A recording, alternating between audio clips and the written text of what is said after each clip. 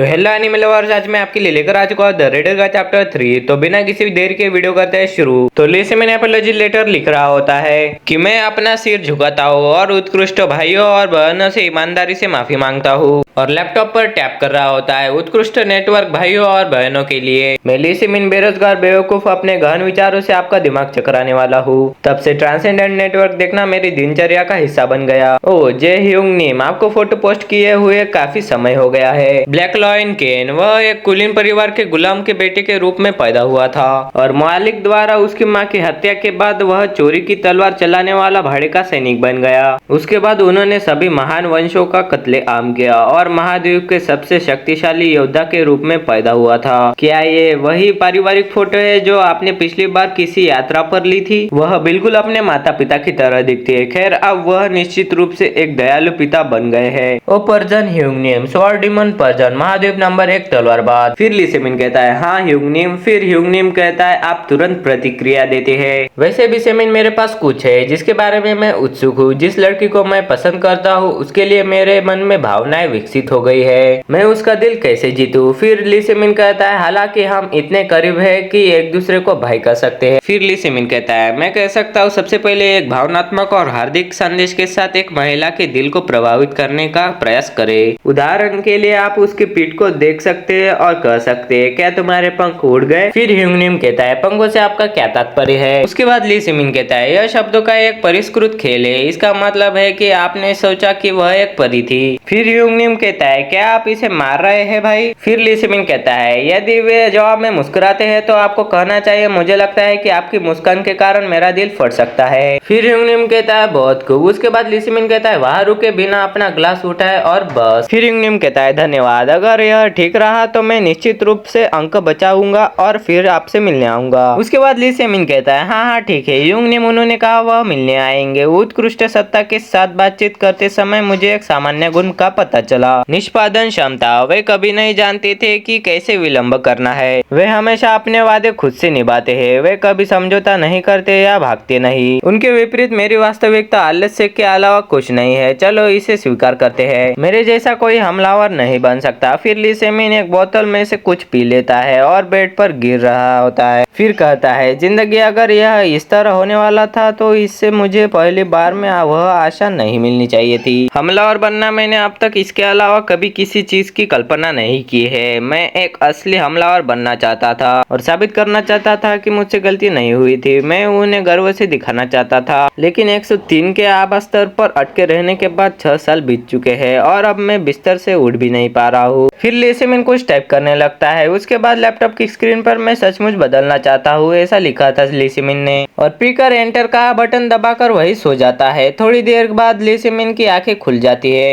मुझे लगता है मैं ऐसे ही सो गया हूँ। जरा सोचिए, क्या नशे में होने पर मैंने मंच पर कुछ अजीब लिखा था? लॉर्ड कमांडर गेहर्थ कहते हैं चाहे कुछ भी हो बाहर निकल जाओ। उसके बाद ड्रैगन लॉर्ड ली मुंकाजर कहते हैं आज जीवन बहुत छोटा है, मेरे पास भी आपके जैसा समय था। फिर तलवार दानव पेरजन कहते हैं हे सेमिन, जब मैं पर्याप्त अंक जुटा लूंगा तो मैं तुम्हें ढूंढने आऊंगा। तो चलो फिर कुछ पीते हैं, हाहा। फिर शैडो किल दामगवांग कहते हैं इसे याद रखें, यदि आप शुरुआत नहीं करेंगे तो आप मजबूत नहीं बन सकते।